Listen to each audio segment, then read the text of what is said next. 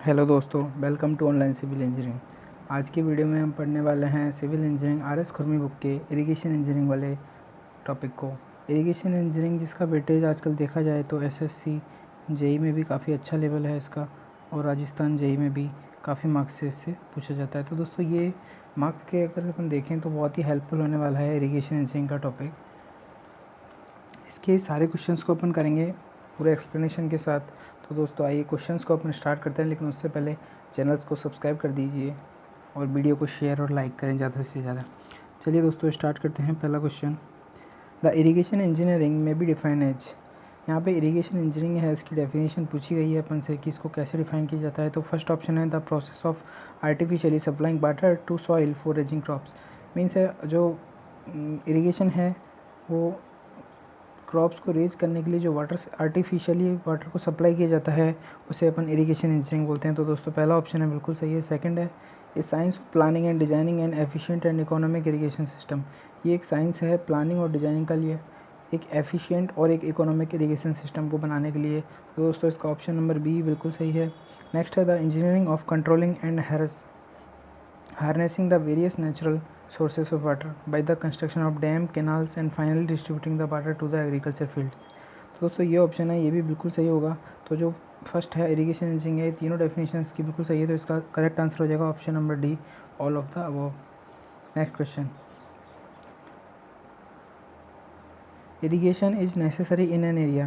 Next question बोल रहा है इरिगेशन है उसको कहाँ पे अपन नेसेसिटी मानते हैं, जहाँ पे दिया हुआ है where there is a scanty rainfall, जहाँ पे रेनफॉल है उसकी स्कैंटी है मीन्स कमी है थोड़ी, वहाँ पे अपन इरिगेशन को यूज करेंगे। सेकंड है where the rainfall is non uniform, rainfall है वो नॉन यूनिफॉर्म है मीन्स कभी रेनफॉल में इंक्रीमेंट होता है कभी इंक्रीमेंट होता है, एक यूनिफॉर्मिटी नहीं है। इस यहाँ भी अपन इरिगेशन को यूज कर सकते हैं। नेक्स्ट है where commercial crop require more water. दोस्तों कुछ क्रॉप्स ऐसी होती हैं जो कॉमर्शियल क्रॉप्स होती हैं जिन्हें वाटर की रिक्वायरमेंट ज़्यादा होती है, लेकिन रेनफॉल है वो इतना नहीं हो पाता है जिसकी वजह से वहाँ पे इरिगेशन की रिक्वायरमेंट होती है। तो ये तीनों ऑप्शन है बिल्कुल सही है, तो ये जाएगा all of the above. Next है the irrigation water is said to be unsatisfactory if it contains. दिया हुआ है क्वेश्चन में कि अगर इरिगेशन वाटर है उसको अनसेटिस्फैक्ट्री बोला जाता है, अगर उसमें क्या होगा कि अनसेटिस्फैक्ट्री का मतलब है उसको अपन यूज में नहीं कर सकते। तो ये है फर्स्ट ऑप्शन है केमिकल टॉक्सिक टू प्लांट्स और to persons using plants eight food. Means जो वाटर है उसमें अगर केमिकल टॉक्सिन्स होंगे जो प्लांट्स के लिए और जो पर्सनस हैं उनके लिए ये हानिकारक होते हैं, तो ऐसे वाटर को अपन अनसेटिस्फैक्ट्री बोलेंगे। नेक्स्ट क्वेश्चन है chemicals which react with the soil to produce unsatisfactory moisture characteristic. अगर कोई केमिकल है जो सॉइल के साथ रिएक्ट करता है और अनसेटिस्फैक्ट्री मॉइस्चर कैरेक्टरिस्टिक को प्रोड्यूस करता है तो ऐसे वाटर को भी अपन अनसेटिस्फैक्ट्री बोलते हैं। नेक्स्ट है बैक्टीरिया इंजीरियस टू पर्सनस और animals eating plants irrigated with other. अगर कोई इसमें बैक्टीरिया है जो इंजीरियस है पर्सनस के लिए और एनिमल्स के लिए जो प्लांट्स को ईट करते हैं, तो दोस्तों ऐसे इरिगेशन वाटर को भी अनसेटिस्फैक्ट्री बोला जाएगा। तो इसका जो करेक्ट आंसर हो जाएगा वो हो जाएगा all of the above, option number third. Next है sandy soils good drainage become impermeable after prolonged use if it is irrigated with a water containing। जो सैंडल सॉइल्स हैं जिनका गुड ड्रेनेज होता है वो इम्परमेबल हो जाती है आफ्टर प्रोलॉन्ग। इम्परमेबल मीन्स का इम्परमेबल का मतलब क्या होता है, उनकी परमेबिलिटी है वो ख़त्म हो जाती है, मीन्स वाटर है वो उनमें के पास नहीं हो पाता है। तो इसका करेक्ट आंसर हो जाएगा ऑप्शन नंबर डी है, और ये हो जाएगा 85%। नेक्स्ट है for irrigation purpose the pH value of water. Question दिया हुआ है इरिगेशन पर्पज़ के लिए वाटर का पीएच वैल्यू कितना होना चाहिए। तो दोस्तों कितना होना चाहिए, इसके लिए आंसर होगा अपना बिटवीन 6 एंड 8.5। जो वाटर का पीएच वैल्यू है इरिगेशन के लिए वो होता है 6 to 8.5। नेक्स्ट है which of the salt present in water is harmful for cultivation purpose. इनमें से कौन सा साल्ट है जो वाटर में प्रेजेंट होता है जो कल्टिवेशन के लिए हार्मफुल होता है। तो दोस्तों इसका जो ऑप्शन होगा करेक्ट आंसर है इसमें से sodium carbonate, potassium sulphate, calcium sulphate और नन ऑफ द जी। तो इसका करेक्ट आंसर हो जाएगा option number D, none of the these. इन तीनों में से दोस्तों कोई भी ऐसा नहीं है जो कल्टीवेशन के लिए हार्मफुल हो। नेक्स्ट है when an over dried sample of soil is kept open in atmosphere.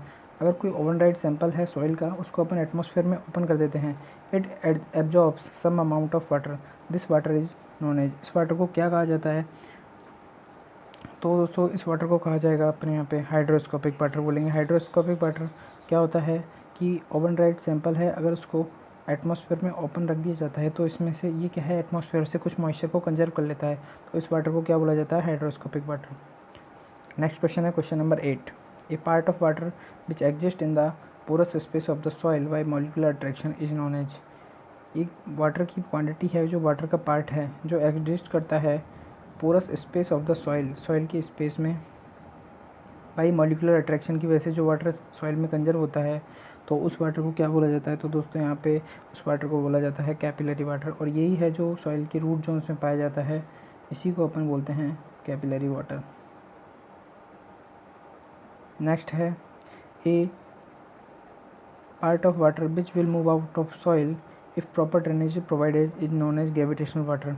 तो दोस्तों ये ऑप्शन है बिल्कुल ऑप्शन नंबर ए इसमें ट्रू हो जाएगा, क्योंकि इसमें बोला गया है जो वाटर अगर प्रॉपर ड्रेनेज अगर अपन प्रोवाइड कर देते हैं तो वो ऑटोमेटिकली सॉइल से बाहर आ जाता है, इस वाटर को बोला जाता है ग्रेविटेशनल वाटर, ये ग्रेविटी की वजह से आउट ऑफ सॉइल हो जाता है। नेक्स्ट है superfluous water is also called as, superfluous water कौन सा होता है दोस्तों यहाँ पे? तो ये हो जाएगा option number B, gravitational water है, इसको सुपरफ्लोरस वाटर बोला जाता है। Irrigation is supplementary to rainfall, दिया हुआ है इसमें क्वेश्चन नंबर 11 में इरिगेशन है वो रेनफॉल के सप्लीमेंट्री होता है। तो दोस्तों इसमें बात करें तो ये बिल्कुल सही है, सप्लीमेंट्री का मीन्स होता है एक तरह से ये रेनफॉल जैसा ही होता है, बस ये रेनफॉल है ये होता है, और इरिगेशन है वो आर्टिफिशियल, इसको अपन आर्टिफिशियल रेनफॉल के नाम से भी बोल सकते हैं। नेक्स्ट क्वेश्चन है question number 12,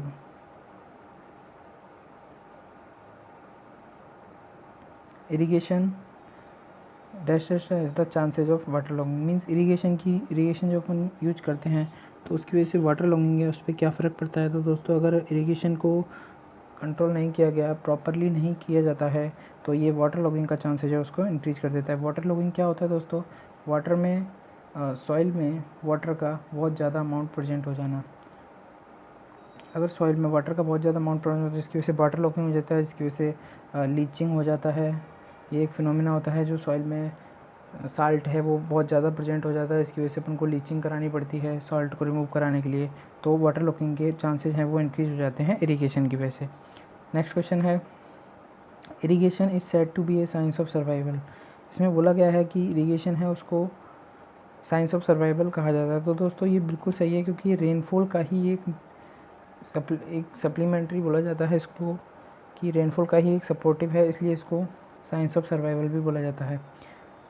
question number 14, A useful soil moisture for plant growth is, plant growth के लिए जो सॉइल मॉइस्चर होता है वो कौन सा होता है दोस्तों? तो ये होता है दोस्तों यहाँ पे 14 में हो जाएगा कैपिलरी वाटर, जो प्लांट ग्रोथ के लिए जो वाटर अवेलेबल होता है उसको अपन बोलते हैं यहाँ पे capillary water.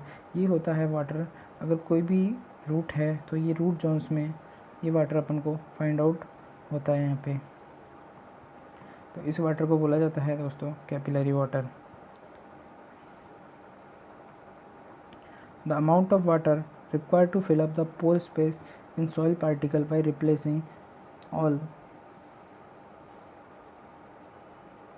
air in pore spaces is known as, तो दोस्तों इसका करेक्ट आंसर हो जाएगा ऑप्शन नंबर बी, इसको बोला जाता है सैचुरेशन कैपेसिटी, मीन्स जो अमाउंट ऑफ वाटर है वो कितना फिल हो सकता है वॉइड्स जो एयर वॉइड्स हैं उसमें, तो ये जाएगा सैचुरेशन कैपेसिटी। चलिए दोस्तों अगले क्वेश्चन की तरफ चलते हैं।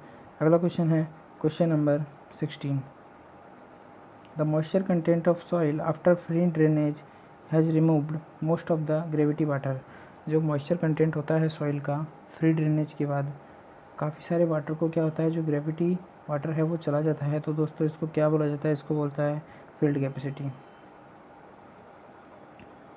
नेक्स्ट है the water content at which plants can no longer extend sufficient water from the soil for growth is called, तो इसको क्या बोला जाता है दोस्तों? वाटर कंटेंट कौन सा होता है? तो इसको बोला जाता है 17 में ऑप्शन नंबर करेक्ट हो जाएगा option number C, permanent wilting point. Permanent wilting point क्या होता है? परमानेंट विल्टिंग पॉइंट का मतलब होता है कि एक मॉइस्चर होता है, अगर इतना मॉइस्चर सॉइल को अवेलेबल नहीं होता है तो इससे बिलो मॉइस्चर पे प्लांट हैं वो ग्रोथ नहीं कर पाते हैं और वो डिस्ट्रॉय हो जाते हैं। नेक्स्ट है अवेलेबल मॉइस्चर में भी डिफाइन एज। अवेलेबल मॉइस्चर है, इसे क्या बोला जाता है? तो जो अवेलेबल मॉइस्चर है उसके लिए फॉर्मूला क्या होता है अपने पास? अवेलेबल मॉइस्चर के लिए होता है difference in water content of the soil between field capacity and permanent wilting point. तो दोस्तों यहाँ पे जो फॉर्मूला होता है वो यही होता है कि अवेलेबल मॉइस्चर के लिए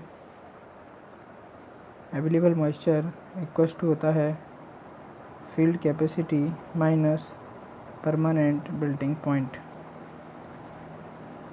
ये यहाँ पे इसका फॉर्मूला होता है। Capillary water is useful soil moisture for the growth of plants. अब ये बोल रहा है यहाँ पे जो कैपिलरी वाटर होता है ये है प्लांट की ग्रोथ के लिए एक सॉइल मॉइस्चर होता है, यूजफुल होता है। तो दोस्तों ये बिल्कुल सही है क्योंकि कैपिलरी वाटर ही है जो ये यूजफुल होता है। Consumptive use of water by crop is equal to, consumptive use होता है तो इसको क्या बोला जाता है? तो पहला ऑप्शन है the depth of water consumed by evaporation. दोस्तों यहाँ पे कंजम्पटिव यूज पूछा गया है तो ये डेप्थ ऑफ वाटर जो इवापोरेशन के यूज होगी ये बिल्कुल गलत ऑप्शन है ए। नेक्स्ट है the depth of water consumed by transpiration. तो दोस्तों ट्रांसपरेशन से भी जो वाटर है वो नहीं होगा ये कंजम्पटिव यूज।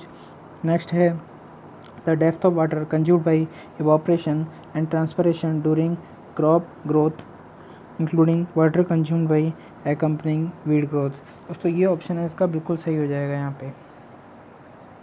नेक्स्ट है the consumptive use of water of A crop is, option number एक, is measured as the volume of water per unit area, is measured as the depth of water on irrigated area, may be supplied partly by precipitation and partly by irrigation और all of the above. तो consumptive use है दोस्तों वो ये है, चारों ही option सही हैं इसके।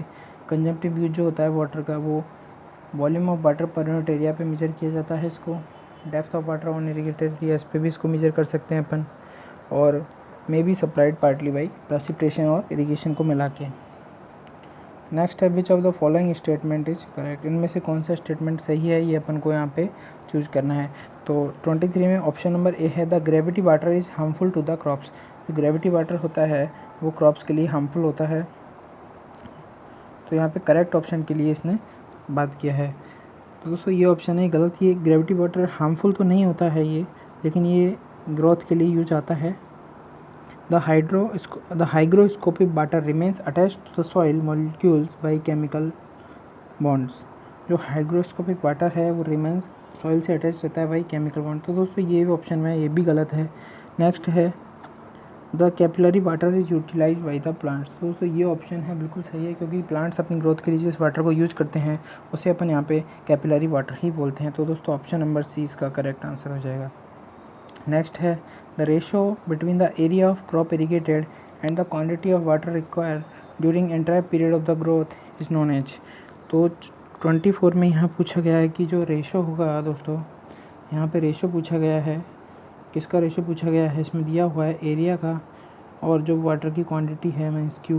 तो दोस्तों इसको क्या बोलते हैं? इसको यहाँ पे बोला जाता है ड्यूटी, और यहाँ पे इसको ड्यूटी के साथ साथ आउटलेट फैक्टर भी बोला जाता है। तो दोस्तों इसका करेक्ट आंसर हो जाएगा option number B. The total depth of water required by a crop during the entire period of the crop in the field is known as. एक क्वेश्चन यहाँ पे है total depth of water required by a crop during the entire period of the crop in the field. तो दोस्तों इसका जो correct answer हो जाएगा उसको क्या बोला जाता है? तो ये होता है दोस्तों डेल्टा, इसको बोला जाता है डेल्टा। इसको यहाँ पे अपन डेल्टा से नोट करते हैं। The duty is largest, duty largest होती है वो कहाँ पे होती है दोस्तों? तो इसमें पूछा गया है तो इसका करेक्ट आंसर हो जाएगा ड्यूटी होगी वो हमेशा फील्ड पे ही लार्जेस्ट होती है। ड्यूटी दोस्तों अपन ने फॉर्मूले में पढ़ा था अभी, ड्यूटी बराबर होता है एरिया अपॉन डिस्चार्ज। तो जहाँ पे एरिया ज़्यादा होगा वहीं पे ड्यूटी भी ज़्यादा होगी और डिस्चार्ज कम होगा तो ड्यूटी की इनकी। तो on the field area increases but discharge decreases, so duty is also largest. Next question है question number 27. The time in days that crop take from the instant of its sowing to that of its harvest is known as. तो इसमें से कौन सा time होगा जो इसके sowing से और हार्वेस्टिंग का जो टाइम होगा क्रॉप का, तो इसको बोलेंगे अपन, यहाँ पे बोला जाएगा क्रॉप पीरियड। दोस्तों यहाँ पे बेस पीरियड और कोर भी दिया हुआ है। तो बेस पीरियड के लिए बात करें तो जो बेस पीरियड होता है वो होता क्या है दोस्तों, अगर अपन देखें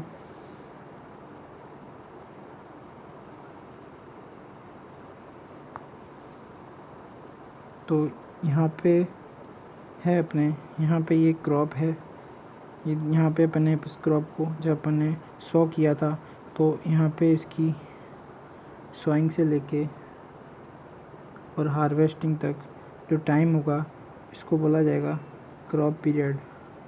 और हार्वेस्टिंग के बाद जिस पॉइंट पे अपन ने इसमें वाटर की सप्लाई करना चालू किया था, जहाँ से जहाँ तक अपन ने इसमें वाटर की सप्लाई किया जाता, तो इसको बोला जाता है दोस्तों यहाँ पे बेस पीरियड। ठीक है दोस्तों, तो इस क्वेश्चन का जो करेक्ट आंसर हो जाएगा वो आ जाएगा क्रॉप पीरियड, क्योंकि इसमें पूछा गया है सोइंग टू हार्वेस्टिंग तक का इंटरवल। ठीक है, नेक्स्ट क्वेश्चन है the whole period of cultivation from the time when irrigation water is first supplied for preparation of the ground to its last watering before harvesting. तो दोस्तों इसका option जो सही ऑप्शन हो जाएगा वो अपन चेक करते हैं। ऑप्शन नंबर ए है base period, option number B है क्रॉप पीरियड और सी है कोर पीरियड। तो ये पूछ रहा है जहाँ पे वाटर को अपन जब सबसे पहले सप्लाई करते हैं, first supplied to the ground and is last watering, तो क्या होगा इसमें, तो ये हो जाएगा दोस्तों बेस पीरियड। इसमें अभी मैंने आपको यहाँ पे बताया था कि जो यहाँ से यहाँ तक का जो टाइम होता है जहाँ पे अपन ने फर्स्ट वाटरिंग की है और लास्ट वाटरिंग के बीच का, तो इसको बोला जाता है दोस्तों बेस पीरियड। तो इसका करेक्ट आंसर हो जाएगा option number A base period. Next है the duty of irrigation water goes on. Duty है वो उस पर जैसे जैसे वाटर फ्लो होता है तो ड्यूटी पे क्या इफेक्ट पड़ता है, तो दोस्तों ड्यूटी है वो इंक्रीज होती जाती है। तो ऑप्शन नंबर एक इसका करेक्ट आंसर हो जाएगा, ऑप्शन नंबर एक। Crop ratio is the ratio of area irrigated. Crop ratio है, क्रॉप रेशो को कैसे डिफाइन किया जाता है, तो क्रॉप रेशो है उसके लिए दोस्तों यहाँ पे एक फॉर्मूला होता है जिसको मैं आपको लिख के बताता हूँ। क्रॉप रेशो का फॉर्मूला है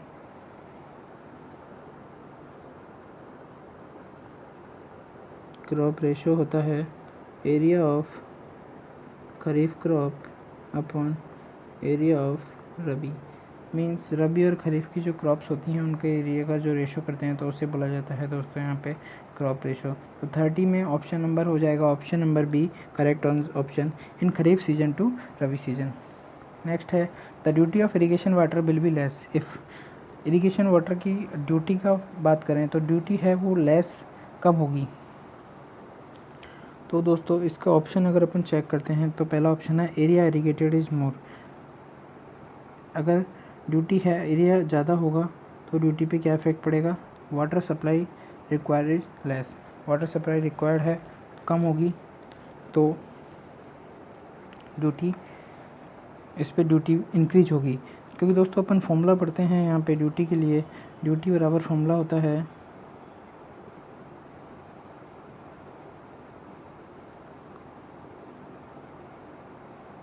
ड्यूटी बराबर फॉर्मूला पढ़ा जाता है इसमें डी बराबर ए बाई क्यू।